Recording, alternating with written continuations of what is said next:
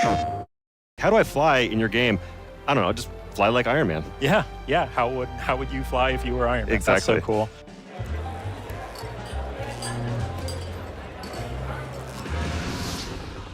Hey everybody, welcome back. Justin here. I am joined by Ryan Payton and Ryan Darcy from Camouflage, and we're taking a look today at Marvel's Ironman VR. Ryans, thank you for joining. Yes, not confusing at all. Not at all. Two Ryans. Can we get like a counter in the corner of the screen to track how many times we get mixed up and the wrong Ryan answers a question or something?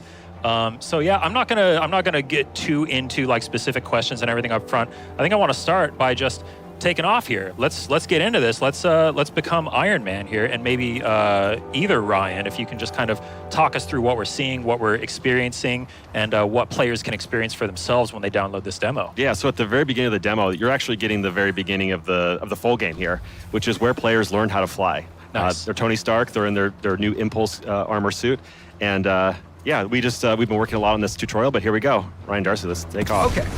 Mark III test. How cool is that? Oh, starting with maneuvering thrusters. Hands by my sides. Palms back.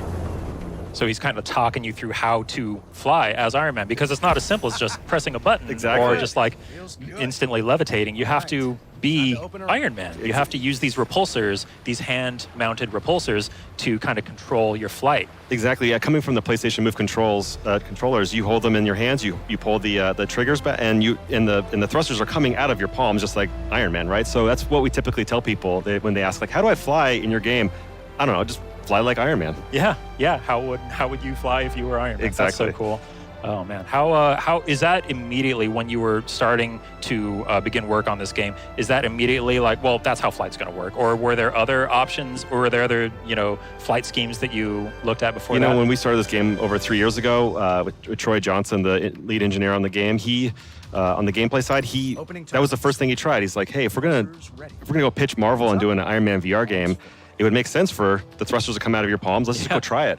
And we never thought it would work as good as it did. And it's a miracle, because prototypes typically don't go that well. I want to say within the first 48 hours, we thought, we have some magic here. That's awesome. Yeah, and that makes for some really interesting combat situations later in the demo as well. We're seeing some of that here with the repulsor blasts. Is that the right term for exactly. that? Yeah, and so, back to that PlayStation Move controller, you hold it down, you're pulling the triggers when you want to fly forward, but when you want to shoot, just like Ryan Darcy's doing right now, you extend them out and face them up like kind of horizontal, right? So the shots of the repulsor blast are coming out of your palms. Nice. And it looked like when he was kind of hovering over those, it looked like there was just a little bit of assist going on there to make sure that it feels good.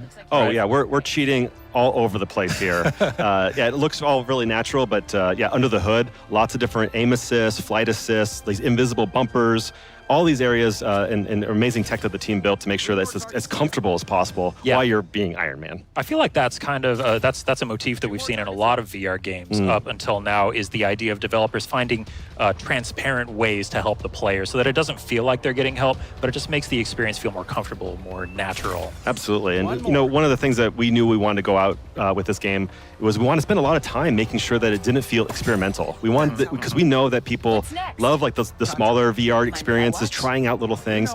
But I think that as VR has matured, as the PlayStation VR platform has matured, players want a meatier experience. And this is the extra time that we got recently has really allowed us to kind of smooth out the rough edges and build on all these learnings that other VR developers have taken and have a game that just feels really natural and really polished too. Yeah. I love that sunset shot that we were seeing there. Is it sunset or sunrise? Which way are we facing? This is a sunset. Sunset. Okay. Yeah, because we're out here in Malibu here, nice. And yeah, our team just did an incredible job. It looks gorgeous.